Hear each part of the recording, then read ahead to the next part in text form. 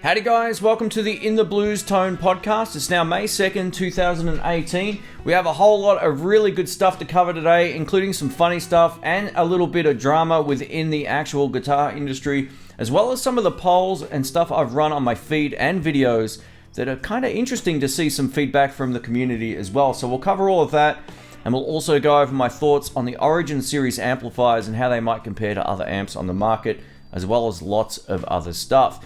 Now, if you're new to the podcast, you can also find it on iTunes. Just type in the Blues podcast or In the Blues Tone podcast and it will come right up. Or you can go to inthebluespodcast.com and that's easy to find. The audio usually goes up a few days later than the first release on YouTube. So keep that in mind. This particular podcast should show up maybe a little bit later in the week on iTunes. So here we go. Believe it or not, for the very first time, we actually have a sponsor for the In the Blues Tone podcast. So welcome DistroKid. DistroKid's a service I've actually been using since 2016 when I released my This Drive album. For those who might not have heard of DistroKid and don't know what they do, it's essentially a service that you upload your music to and they'll share it to all of the other shops and streaming services that you choose online, like iTunes, Spotify, Amazon, Google Play, and just about anything else that's actually out there. So they make it really, really easy. The cool thing about their service is, as a paying customer, it's only $19.99 a year,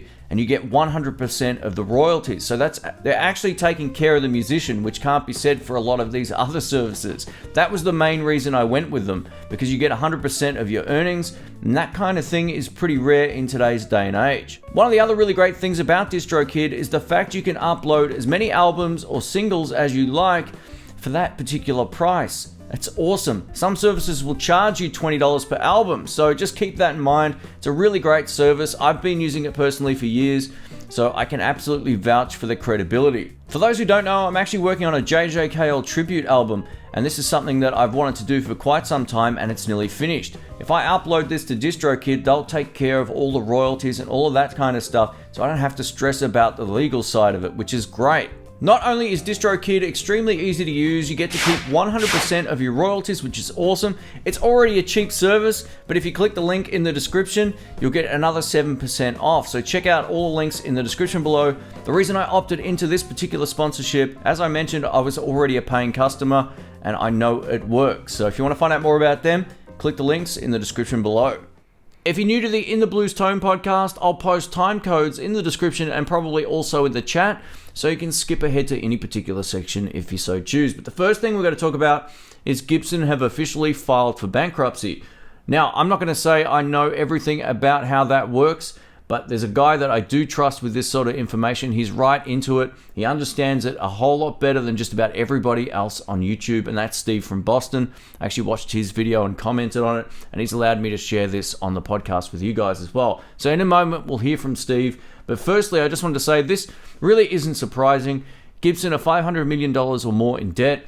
They're recently getting sued from the company that made those robot tuners for their guitars as well. Supposedly there wasn't a payment made. Wow. You go into business with Gibson, who are $500 million in debt, you would expect that you'd want to get paid up front. But obviously that's not how it works. Anyway, it's kind of crazy. But like I said, Steve understands this a whole lot better than your average Joe. So he's allowed me to share this clip with you. Let's hear from Steve. Yo, what's up, dudes? Just wanted to do a quick video that, according to The Wire this morning, Gibson filed bankruptcy, Chapter 11 bankruptcy protection in federal court. So I've only seen it from one news source, USA Today, but they're claiming that Gibson filed bankruptcy this morning for a reorganization. Now, just to know that Chapter 7 is a liquidation. They're not liquidating, which means they're not going out of business. Chapter 11 is a reorganization, which means that they're going to shed some debt. They're going to probably sell off a few of those companies that they bought over the last few years and reorganize the company to something that's profitable.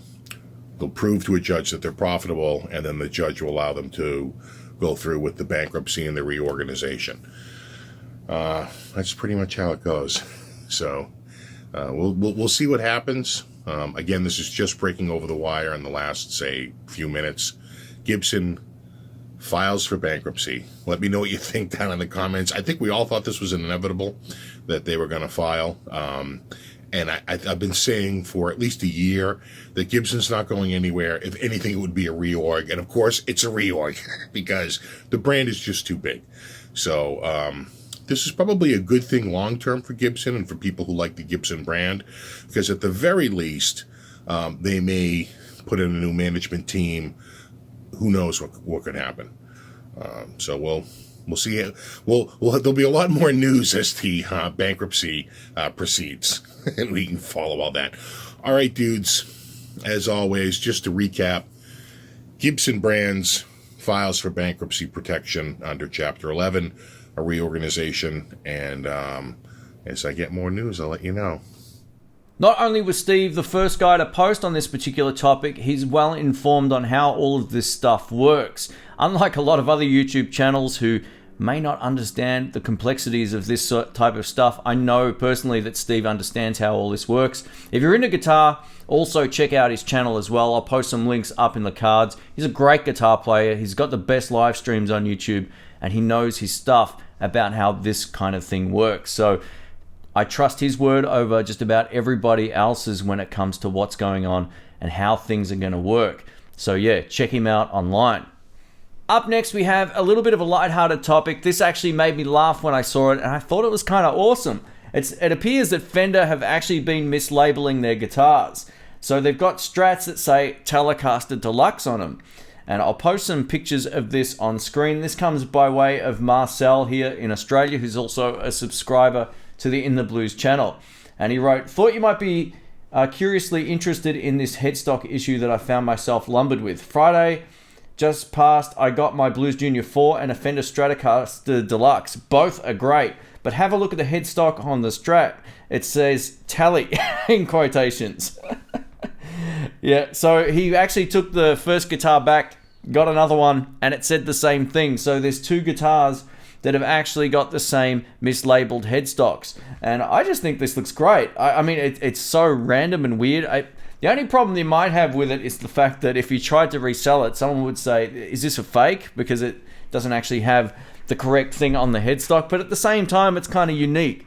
I think if Marcel's planning on keeping these, which I think he is, he's just going to put up with the mislabeled headstock. So I think that's kind of funny. Let me know if you were to find a guitar or have one that you ordered sight unseen and it turned up with something else on the headstock, like a Fender like a Tally instead of a Strat, or vice versa. Would you keep it?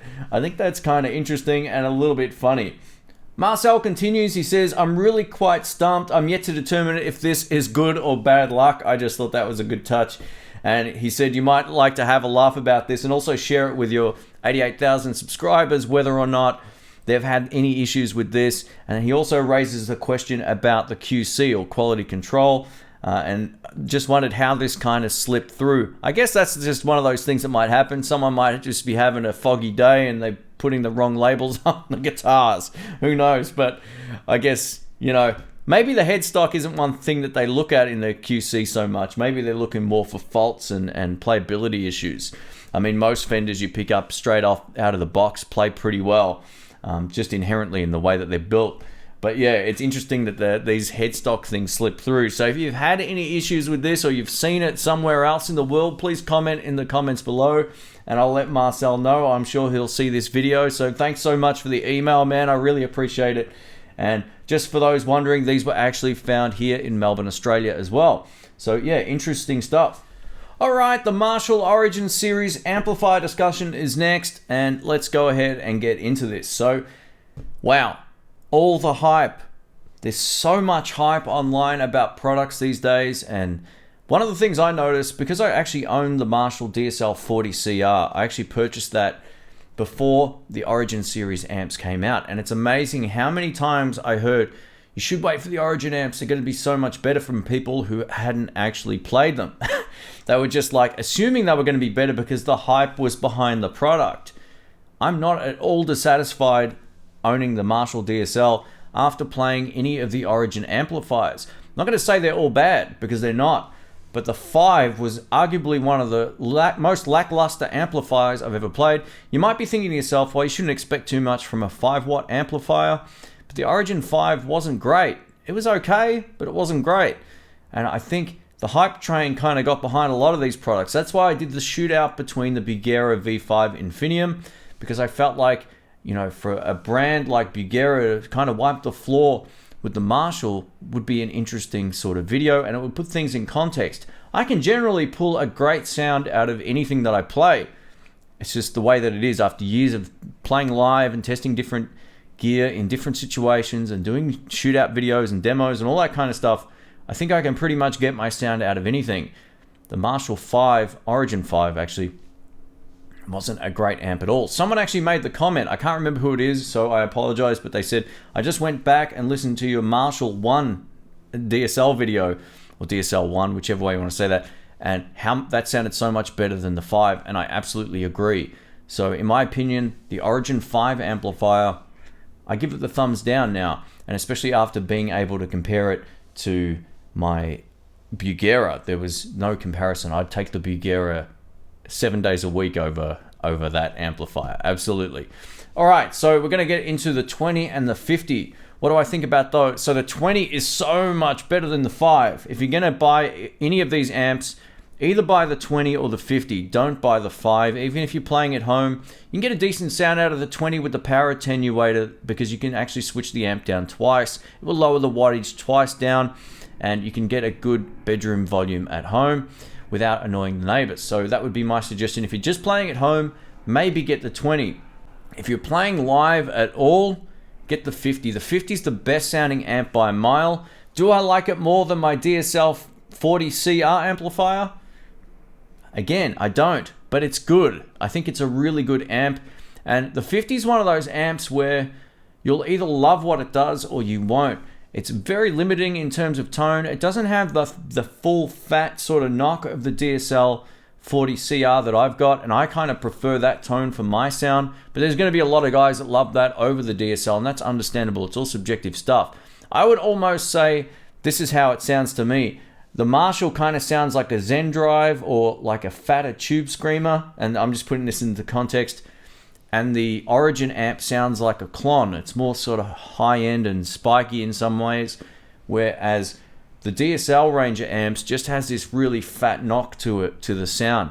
And that's something that I particularly love, and I'm glad that I feel this way about it. Otherwise, I would probably have to go and sell this or buy another one or whatever. So for me personally, this rocks. I'm really happy. I'm not dissatisfied that I purchased the DSL 40 at all. I think it's a great amp. Now, I've never been able to get a good sound out of a DSL 40 up until this series. This series of amps, man, they're really, really great. I haven't played a lot of old ones either, but just even comparing this to the prior generation of the DSL amps, it sounds way, way better. A few people said they can sound fizzy. Turn the masters all the way up and you're good to go. Now, the Origin series amps, in terms of their functionality, are pretty good. If you're looking for a very simple amp that takes pedals pretty well, it's a good choice. There's no doubt about it. Would it ever replace my Fender? No, and it wouldn't replace my Fender for exactly the same reasons that it wouldn't replace my DSL. I prefer a fatter, thicker kind of sound over something that's kind of more... They're a really balanced amp. I give it that, but for me personally, if you know... Tone is all subjective, so it's whatever you like is the right choice. For what I like personally and to how I get my tone, I get it out of my Fender, and I can easily get my same sound out of the Marshall without any pedals. So for me to go buy another amp where I'll essentially need to use it as a pedal platform doesn't really serve any purpose in my current lineup of amps. Now, one of the most interesting things about this lineup of amplifiers is the 20 watt amp has a 10-inch speaker. I really wish they had to put a 12-inch speaker in there. It really needs it. It might have changed it from being an amp that might not be loud enough to something that would be loud enough in the context of a live mix. Now, a lot of people are going to say, yeah, you can mic up stuff and you can use it that way as well if it's not loud enough. And that's absolutely true. But not everywhere you play, you get a chance to mic up your amps.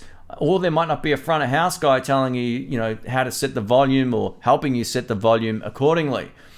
So not everyone has the luxury of being able to mic up an amp at a gig. PA system might not have any extra lines. You're at the mercy sometimes of the house PA system. Might only have 2 vocal lines. So overall, what's my suggestion on buying either of these Origin amplifiers? If you're thinking about buying the 5, get the 20. The 20 sounds miles better, it takes pedals better, it does everything better than the 5, and just wipes the floor with it, in my opinion. The 50 kind of does the same thing to the 20. The bigger speaker helps, having more output power helps. You could play it live and it would carry or hold its own in terms of a live mix without any actual microphones in front of it. You can then power it down to basically 20 watts as well, or lower. So the 50 is the way to go. If you're a gigging musician, I wouldn't buy the 20, and I sure as hell wouldn't buy the 5. The 5 is just for people playing at home.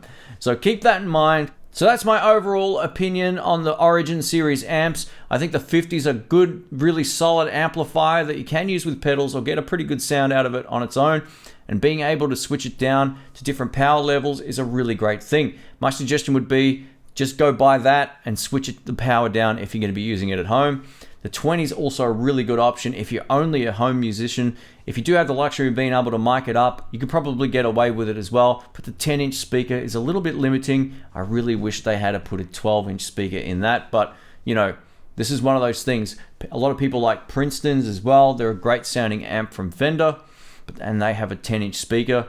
But I kind of feel like the Marshall thing is a 12-inch speaker, but that's just me. So let me know your thoughts in the comments. Up next, I wanted to have a little bit of chat about what's coming up on the channel in terms of the recording process. So I'm actually in the Kemper Club. Did I go out and buy this? No, and that's why I wanted to let you know about what's going on. So my relationship with Sky Music is this. They sponsor my channel. They basically allow me to go borrow anything I like in the shop or shoot videos in the shop. And then I get to say whatever I like and shoot reviews and take the stuff back, or they come and collect it. So that's how that works. I don't get paid for any of that stuff. They did want to fly me to NAMM earlier in the year, but I declined. I thought, you know what, that's not really how I want to gear my channel, you know, interviewing companies and so forth. But I was appreciative of it. And a while back they said, like, how can we help you? Is there anything that, you know, you'd want in return? I said, look, the only thing that I could really see myself using a lot on the channel and on live streams would be a Kemper. And I have my hand over here. It's out of shot right now, but this is the rack unit Kemper profiling amplifier. They were nice enough to give me this. So this is a gift that I probably have to claim on tax, but it's a gift anyway. So it's great. And I was really appreciative of it because for two reasons. One, I get to record with my amp tones at any time of the day or night and have my tones very, very consistent. And also, if I shoot guitar videos, I'll be using the Kemper. It just makes life a lot easier. I can plug in and get my sound. I've profiled all of my amplifiers now, including the Bigera, the Peavies, as well as the Fender on the clean channel, the Marshall on the clean channel, the Marshall on the dirty channel, and all that kind of stuff. So the range of tones is awesome. It just makes recording really easy. I now have a reference profile of my favorite settings on these amplifiers with my favorite microphone. So it's going to be awesome. But they were nice enough to let me keep this. So I wanted to let everybody know that this was a gift. I didn't go out and buy it, but I'm still going to rave about it because it's an awesome piece of gear. This is one of the few things that I was completely wrong on over the years.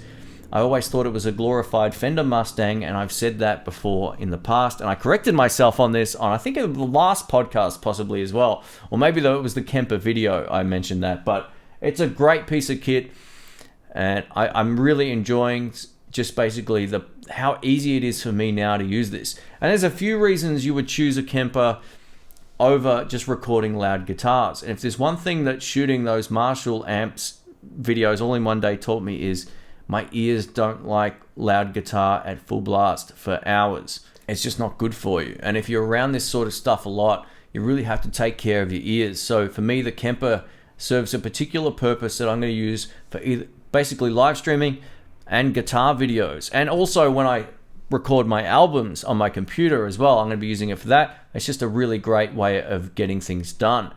Now, what am I not going to use it for? I'm not going to be using it on the pedal demos. I'm still going to be using my 2-notes torpedo plugged into one of my amps, or just the amp without it. It just depends on the type of effect.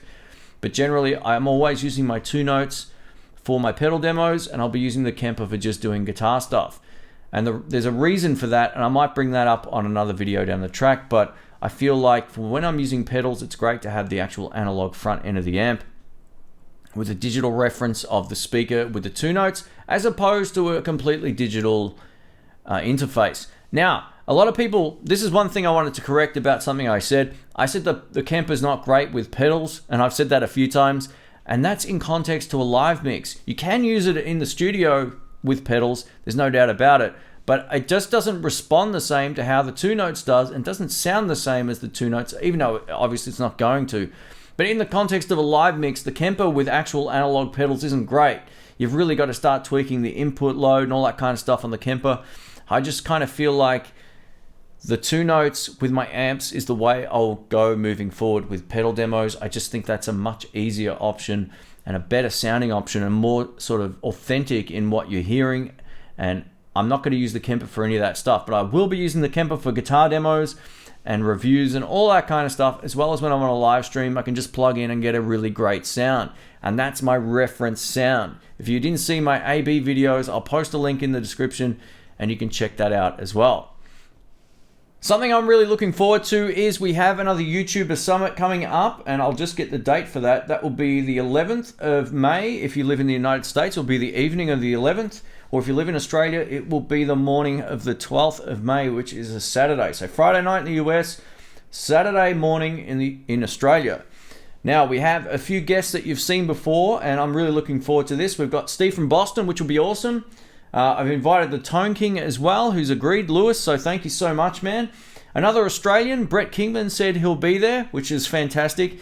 Anthony from Texas Blues Alley, who unfortunately missed the last one, said he's going to make an effort to be on this one, so hopefully we'll see you there, man. I'd love to have a chat to you. I know a lot of my subscribers would love to have a chat to you as well, so that would be fantastic if you can make it. I know he has a prior commitment as well, but he said he's going to try and be there, so Anthony, if you can make it, that'll be awesome. Also being a part of this particular live stream is Andrew from the Guitar Geek YouTube channel. If you own a Boss Katana, odds are you've seen one of his videos. He's a big Boss Katana nerd and a lovely guy, so I'm really looking forward to having a chat to him as well. We also have Nick in the States joining as well, which will be awesome. Nick's a great guy. If you're into cheap guitars and all that kind of stuff, he runs a really great channel, sort of geared towards more budget gear. Odds are if you subscribe to me, you also subscribe to him as well. I also extended an invite out to Philip McKnight. I'm not sure I've heard back from him yet, but there's still time, so he might join, he might not. So we'll see how we go with that. If there's anyone you'd love to see on one of these live streams at some point as well, please comment in the comments below and I'll reach out to them. I've actually reached out to a few people and not heard back, and some others are keen, but they couldn't make it this time. So what I'll do, we'll try and mix it up, but I like having the core there. I think, between myself, Lewis and Steve, that's a really good sort of starting point. And then we get in some of the smaller channels as well as some of the other channels as well that, I've never had a chance to talk to. So it's fun for me, and it kind of spreads the word about, other great channels you might not actually be that aware of as well. And there's always that common ground of music, and that's how I want to keep it. I don't want to just deal with guitar drama channels. I want to actually deal with people who can play, who understand gear, who love to talk about this kind of stuff as well, and have maybe a different perspective on the whole industry than each other as well. I think we all see it a little bit differently, and that's what makes the chat interesting. We're also going to make sure we take a lot of questions this time. I'll keep my eye on the chat, as I'm sure the other guys will, and we can all just jump in and take questions. The first chat we did was awesome, but we probably didn't take enough questions that particular day. So this will be about 2 hours. I'm really looking forward to it, if that's not blatantly obvious. It's been a while, so it should be good fun. So yeah, if you'd like to see a particular guest, feel free to put their channel name in the comments below. And yeah, I'll invite them on at some point. So thank you. Now, if you've seen my videos over the last couple of weeks on YouTube, you'll probably have realized that I've put my Danny Gatton pickups back in my 52 reissue Telecaster.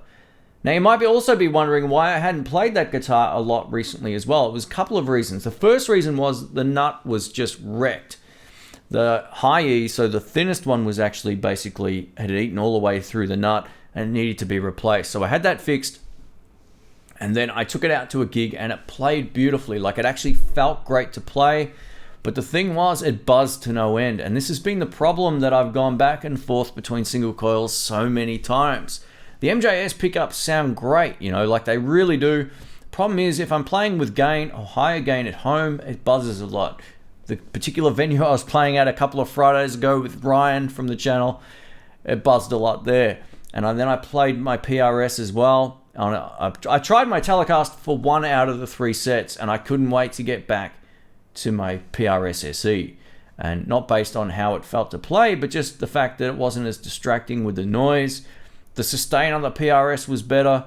And this brings me to sort of my point. I put the Bardens, or the Danny Gatton pickups, back into my 52 reissue. I noticed 2 things. I was a whole lot less distracted with the buzz, so I could focus more on the playing.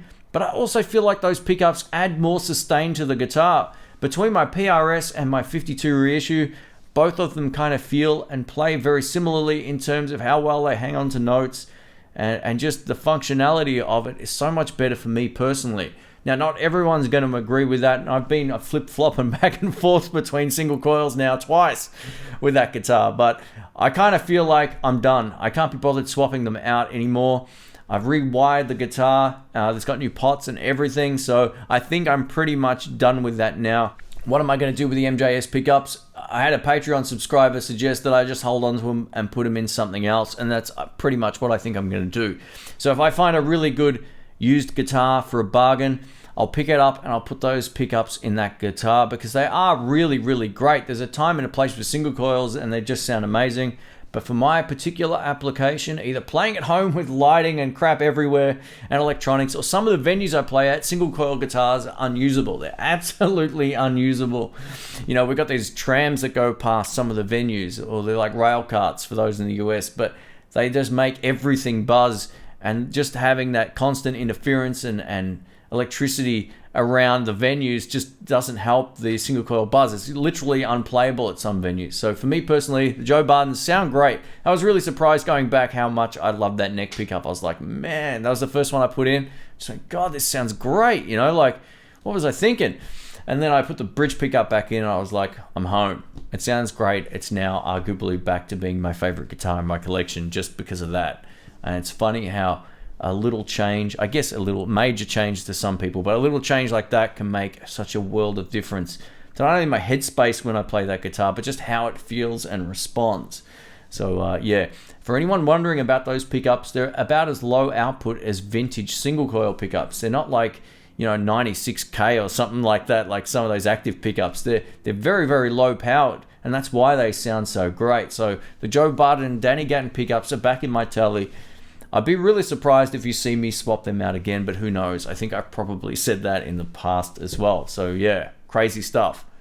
One of the things I really enjoy doing on the channel is also making the videos and also my feed a little bit more interactive. I like to ask some questions and also poll people on what they think about a particular thing.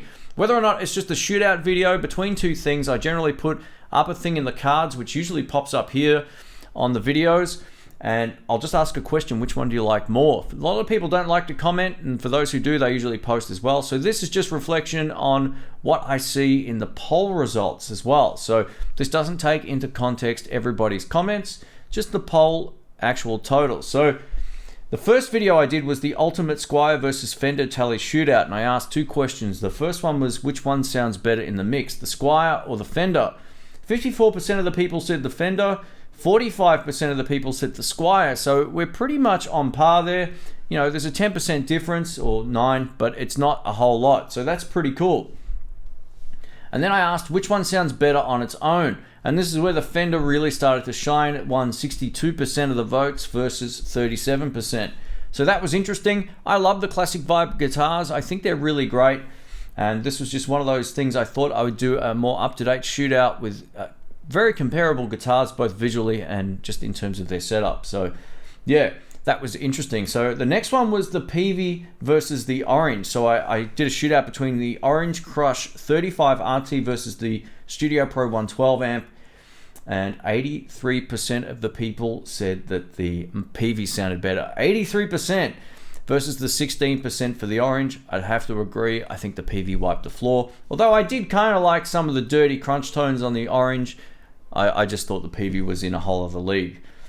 Now, on my feed, I asked a particular question just from my own interest. You might notice in the guitar industry or world or online world or whatever, a lot of the actual physical shops aren't selling as many guitars these days, or brands aren't either. So I thought I'd ask an interesting question. It had nearly 2,000 votes, so that was amazing. I asked, what's your preference when it comes to buying guitars? I'm asking this as part of the next podcast I'm putting together. I want to see some accurate stats from guitarists/musicians. So the three options were prefer to buy new over used. Second option was prefer to buy used over new, or no preference, either is fine. So 45% of the people said no preference, which was really surprising, to be honest. I thought it was either going to be a landslide for new gear or a landslide for used gear.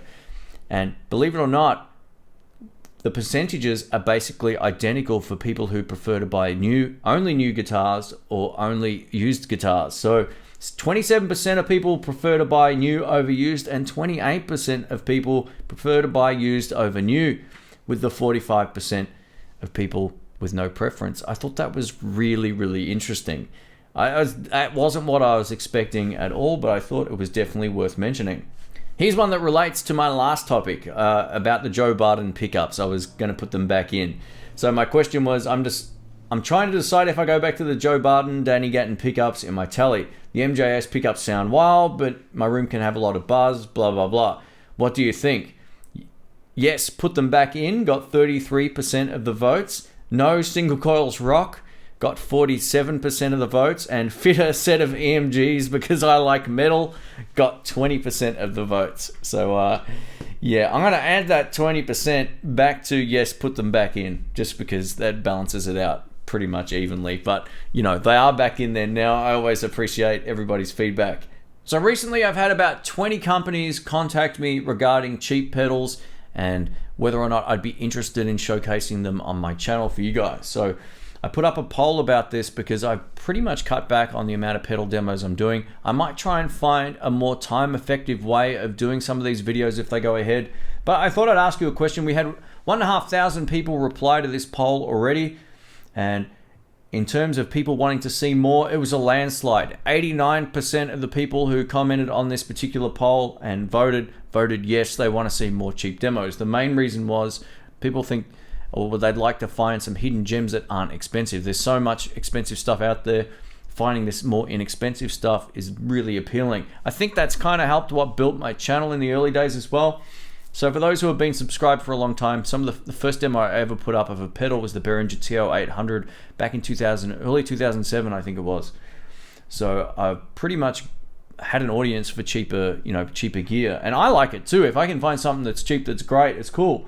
But one thing I'm not going to do is basically cover. Say you've got the company like Kalen, right? If I see another company buy their pedals in OEM quantities or whatever and rebrand them, I'm not going to demo that. I've already done that before. So what I'll do, if I do any of this stuff, it will definitely be things that haven't been done before on the channel. I'm not going to double up. I think that's just insane. So no got 6% of the votes. So like I said, 89% of the people want to see more cheap demos. No got 6% of the votes. And I only spend $2,000 plus on pedals because I rock got 5% of the votes. I thought that was hilarious. I might post some of the comments from, there's one in particular that I'll post on screen. I'll dig it up and I'll post it. It made me laugh when I read it. I thought it was awesome. A little while ago with Ryan, I went to Sky Music and we shot a video of an Epiphone Dot versus the Gibson ES330 VOS Custom Shop guitars. So we put them back to back and we did a shootout, and I asked which one sounds better. Simple question, the Epiphone or the Gibson? Now to my ear, the Gibson sounded better, and I thought this was pretty interesting. So 39% of the people said the Epiphone sounded better, 43% of the people said the Gibson sounded better, and the third option was I can't hear a difference, which was 17%. 17% of people couldn't hear a difference between two different guitars. And that's not to ridicule them. I think that pretty much tells you a lot about how people hear things differently. It might also come down to experience levels. It might also come down to those people listening on one of these phone speakers or crappy headphones versus studio monitors or good quality speakers. So there might be more reasons why people can't hear the difference, or it might just be that you just can't hear a difference. They sound so similar to each other. But I think the more you're around gear, the more you can pick out the subtleties. But that goes to show that people that at least even watch these videos who are assumedly guitar players can't hear a difference, there might not be that much of an actual difference. So I found that was, the Epiphone and the Gibson pretty much were only a few percentages apart, and not being able to hear a difference was 17% of the total. So I thought that was really, really interesting.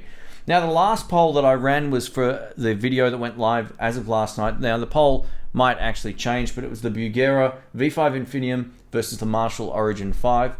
84% of the people said the Bugera V5 Infinium sounded better. I couldn't agree more. And 16% said the Marshall Origin 5 sounded better. Now, better is one of those terms. I should have also prefaced this at the start. Better is all subjective to what you like. There's no right or wrong. But this will at least give you a guide on what most people are thinking. And this is why I do these polls. I like to get a little bit of an insight into what's going on, how people hear things, what people like, what you want to see more of, what you want to see less of, what you think about changes, all that kind of stuff. So for me, this is a whole lot of fun, and I thank everybody for being a part of these polls, whether it's in the cards on the video, like I mentioned, which pop up here, or whether or not it's just a poll I run on my feed. Being that the channel's the size it is, I have this really cool feature where I can run polls and all that kind of stuff, and it's a really great thing for just interacting with everybody, finding out what people like. And yeah, thank you so much for all the feedback. I hope this has been interesting. It was interesting for me to see some of these results, especially on the cheap pedal demos thing. I was shocked that 90% of people, basically, was it?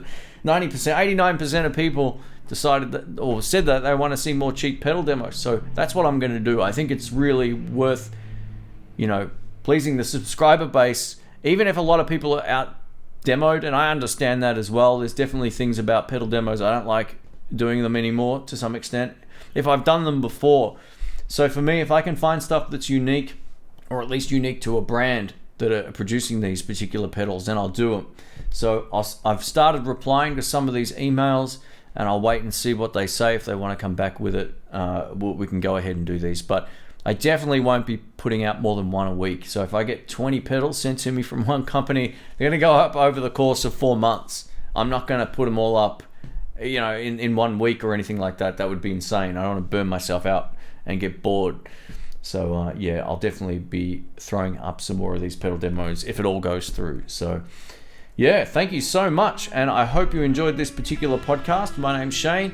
I know it's a little bit different having a sponsor, but financially on YouTube, it's tough, man. Anyone who tries to do this and they don't charge the companies a fortune, it's not easy. So for me personally, having a sponsor that I actually trust and use their service and have used their service for a long time, it's great. It has helped. They've paid me to promote their stuff. So just full transparency there. If you click that link in the description, you'll get that discount, as I mentioned as well. And yeah, you can upload your music to the DistroKid service. So yeah, if you'd like to see something in particular on the next podcast, please let me know. You can post in the comments as well. And don't forget, you can listen to it on iTunes, and also you can find it at inthebluespodcast.com, usually a few days after it goes live on YouTube. YouTube's my biggest audience, so you get preference. A huge thanks also to the Patreon subscribers as well. I haven't had a Guitar Search Saturday go live. Usually I thank them at the end of those videos, but a huge thanks to the subscribers on Patreon as well. It keeps the show moving forward, and it's great to have such a loyal fan base as well as friends on the channel. So thank you so much, and a huge thanks to these guys that you can see on screen for supporting the show. Thanks again, guys. Take it easy. My name's Shane. A huge thanks also to Steve in Boston. I really appreciate you letting me use that clip. And guys, check out his channel. It's fantastic. He's a charismatic guy. The best live streams on YouTube are from his channel. You'll enjoy him. Trust me.